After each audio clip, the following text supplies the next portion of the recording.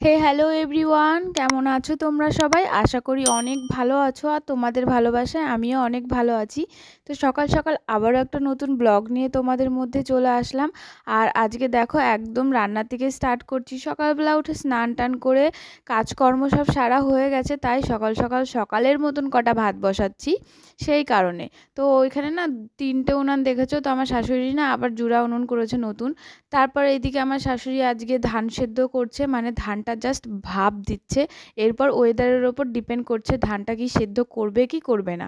তো এই কারণে এই যে উনি এইদিকে ধান ভাপ দিচ্ছে, আর বারবার এই ধানগুলো তুলে তুলে ওইদিকে থুয়ে এসছে, মানে এগুলো ভাপ দেওয়া হয়ে গেছে। তারপর দেখো এখানে না আমার শাশুড়ির হাতে গরম লেগে ওটা গেছে। গরম হয়ে তো যাবে তো, ওই তাড়াতাড়ি হাত করে তুললো হাত গিয়ে তুললো। ওখানে কোনো রকম জাস্ট ঢেলেই হাতে ওই দেখো ছ্যাঁকা লেগে গেছে। তো ওই ওটা না মায়েরও দিছে নাকি? গামলাটাই গরম হয়ে গেছিলো, গরম ধান, সেই কারণে। তো এই যে দেখো তারপর যা বলা তাই। তো ওই দেখো বাইরের ওয়েদারের কি অবস্থা, বৃষ্টি হয়ে গেছে। তো ওই যে ধান ওখানে ওইভাবেই পড়ে রয়েছে, জাস্ট ভাপ দিয়ে রেখে দিয়েছে। প্রায় 3 কড়াইয়ের মতন ধান ভাপ দিয়েছে, আর সেদ্ধ টেদ্ধ কিছু করেনি। সেদ্ধ করলেই ধানগুলো সব নষ্ট হয়ে যাবে, এই কারণে এই ভাপানো ধানটা 2-3 দিন কোনো রকম থাকবে। তা মানে নষ্ট হবে না, কিন্তু সেদ্ধ করলে নষ্ট হয়ে যাবে। তারপরে আজকে আমি আমার ডিউটিতে লেগে যাব। আজকে আমি আমার পুরো জামা কাপড় যা আছে সব গোটাবো, পুজো গেল সামনে। তো সেই কারণে সব জামা কাপড় এলোমেলো হয়ে রয়েছে, আর একটা একটা করে শাড়ি বের করেছি আর পরেছি। আর জাস্ট কোনো রকম রেখে দিয়েছি, মানে ওগুলো না আর গুছিয়ে গুছিয়ে রাখা হয়নি সেই কারণে।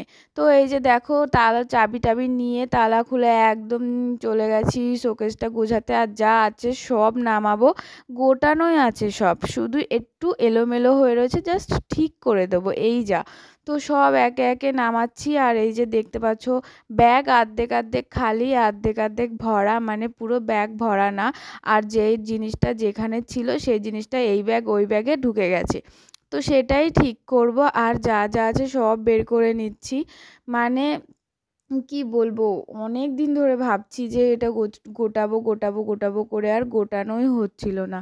সেই কারণে আরও বিরক্ত লাগছিল। আজকে ভাবছি গুটিয়েই ফেলি, এইভাবে বসে থেকে কোনো লাভ নেই। সেই কারণে আজকে সব নামিয়ে ফেলছি। আর আমার শাশুড়িও আমাকে 2 দিন ধরে বকছে যে কবে থেকে জামা কাপড়গুলো পরে রয়েছে, ঠাম্মার কাপড়, দাদুর ধুতি টুতি নতুন সব বাইরে পড়ে রয়েছে, ওগুলো কবে তুলবে। তো সেই কারণে আমি আজকে ভাবছি আজকে তুলেই ফেলবো। আর এই যে দেখো লাট মেরে সব বের করেছি, আমি যেই জামা কাপড়ে মানে জামা কাপড় রাখি যে গামলাটায়, সেটাও বের করেছি। তারপরে এই যে দেখো একটা ব্যাগ কমপ্লিট করে আমি বলে দিলাম যে হয়ে গেছে। তারপরে এই যে যেটা যেখানে মানে যতগুলো শাড়ি আছে সেগুলো, মানে শাড়ির ব্যাগই মনে হয় আমার মিনিমাম 3টে না 4টে। তারপর আবার শোকেসের মধ্যেও শাড়ি টাঙানো রয়েছে, শোকেসের বাইরেও শাড়ি ভাঁজ করা রয়েছে। মানে এই 8টা ব্যাগের মধ্যে মিনিমাম আমি সব কটার মধ্যেই প্রায় 6টার মধ্যে মনে হয় কাপড়ই রেখে দিয়েছি। আর 2টোর মধ্যে একটা আমার হাজবেন্ডের জামা কাপড়, আর একটা হচ্ছে আমার জামা কাপড়। তো বেশিরভাগের মধ্যে শুধু শাড়ি রয়েছে, আর একটার মধ্যে সায়া আর ব্লাউজ রয়েছে। তো মানে 5খানার মধ্যে শুধু শাড়িই রেখে দিয়েছি। তো এই যে দেখো সব শাড়িগুলো এখানে শুধু সুতির শাড়িগুলো ভাঁজ করে রেখে দিচ্ছি, মানে যেই শাড়িগুলো আমরা শাশুড়ি বৌমা ভেঙে ভেঙে পরেছি, আর ওগুলো বেশি ইউজ করি না। আমি তো শাড়ি পরি না, আমি নাইটি পরি সেই কারণে। আর এইদিক ওদিক গেলে যখন তখন শাড়ি পরি, সেই কারণে এই আমরা শাশুড়ি বৌমা মিলে এই শাড়িগুলো মানে এদিক ওদিক গেলে পরি। আর আমার শাশুড়ি তো সবসময় শাড়ি পরে, তো এইদিক ওদিক গেলে আমার শাশুড়ি শাড়ি পরে যায়। সেই কারণে যত সুতির শাড়িগুলো আছে সব এই ব্যাগটার মধ্যেই রেখে দিচ্ছি, যেন হাত বাড়ালে সব পাওয়া যায়। আর এই ব্যাগগুলো হয়ে না খুব উপকার হয়েছে মানুষের, মানে কোনো সমস্যাই হয় না, কোনো জিনিস খুঁজতেও কোনো প্রবলেম হয় না। এই যা একটু অগোছালো হয়ে যায়, কিন্তু পরে আবার ঠিক হয়ে যায়। আগে যেরকম শোকেসের মধ্যে সব লাট করা থাকতো, একটা জিনিস খুঁজতে গিয়ে প্রত্যেকটা জিনিস উলটপালট হয়ে যায়, তো সেইটা থেকে মুক্তি পাওয়া গেছে। এটাতে কোনো প্রবলেম হয় না, যদি একটা জিনিস দরকার পড়ে তো ব্যাগটা নামিয়ে নিলাম, একটু ভালো করে গুছিয়ে জিনিসটা বের করে নিলাম, তো তারপরে ওটা ওইভাবেই রেখে দিলাম। তো সেই কারণে কোনো প্রবলেম হয় না। আর এই যে বলছি না একটা সায়া ব্লাউজের ব্যাগ, তো এটা হচ্ছে আমার সায়ার ব্লাউজের ব্যাগ। তো আমার সায়া ব্লাউজগুলো খুঁজতেও মানে কোনো সমস্যা হয় না, বললাম না এই সায়া ব্লাউজগুলো খুঁজতে বেশি প্রবলেম হয় শোকেসের মধ্যে, ছোটোখাটো জিনিস তো, তো এগুলোই খুঁজে পাওয়া যেত না। কিন্তু আমার ব্যাগগুলো কেনার আগেও আমি সায়া ব্লাউজ সব এক সাইডেই রেখে দিতাম, যেন হাত বাড়ালে পাওয়া যায়।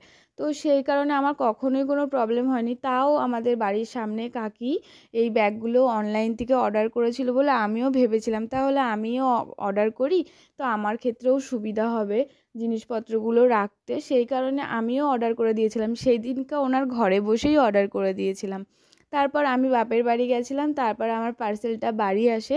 তো আমার পার্সেলটা আমি বাপের বাড়ি থেকে এসেছি, তারপর ওপেন করেছি আর সঙ্গে সঙ্গে সব মানে শোকেসটা গোছাতে শুরু করে দিয়েছি। আর সেই গুছিয়েছি আর আজকে গুছাচ্ছি। না, মাঝে আর একদিন ভাদ্র মাসে শাড়ি রোদে দিতে হয়, তো তখন গুছিয়েছিলাম, আমার ভিডিও দেওয়া আছে।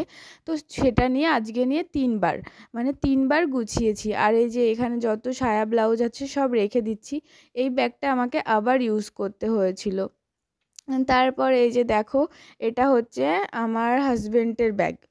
হ্যাঁ, এটা তো আমার না সরি, এটা তো আমার ব্যাগ, আমি কি বলছি মানে এটা তো আমার ব্যাগ। তো আমার ব্যাগের মধ্যে এই যে এগুলো সব রেখে দিচ্ছি, টাওয়েল।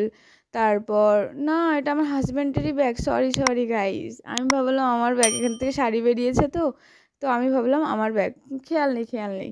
যাই হোক, তারপর এই যে দেখো আমার হাজবেন্ডের ব্যাগের মধ্যে সব আমার হাজবেন্ডের গেঞ্জি, শার্ট, টি শার্ট, তারপর জিন্স এগুলোই রেখে দিয়েছি।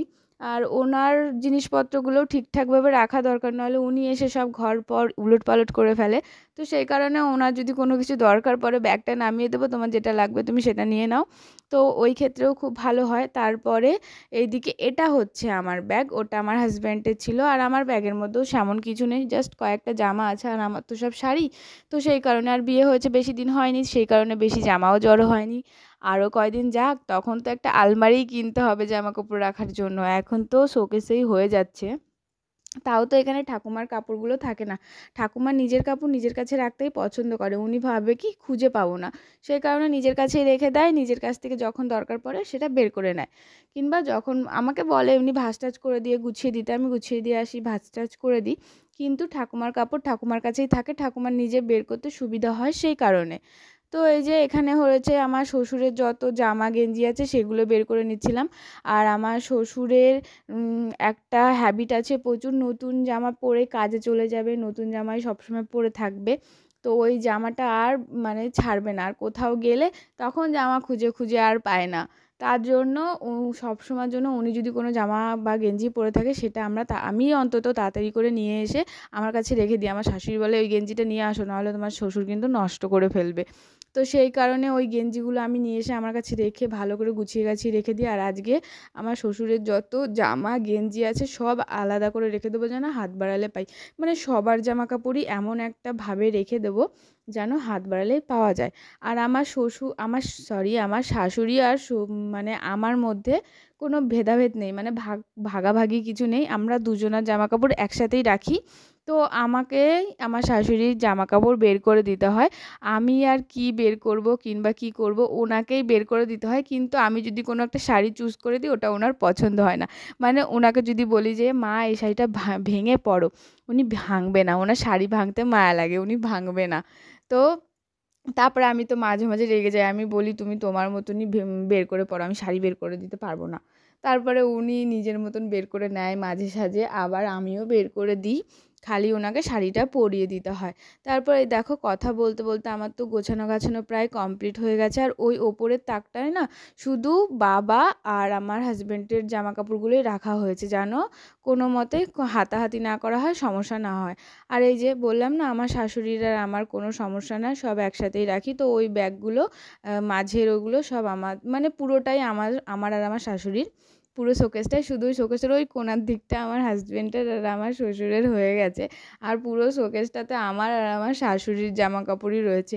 এর জন্যই বলে বাড়ির মানে ব্যাটা ছেলেদের জামা কাপড় এক কোণার মধ্যেই পড়ে থাকে, আর পুরো শোকেসটার মধ্যে বাড়ির মেয়ে ছেলেদের জামা কাপড়ই বেশি থাকে।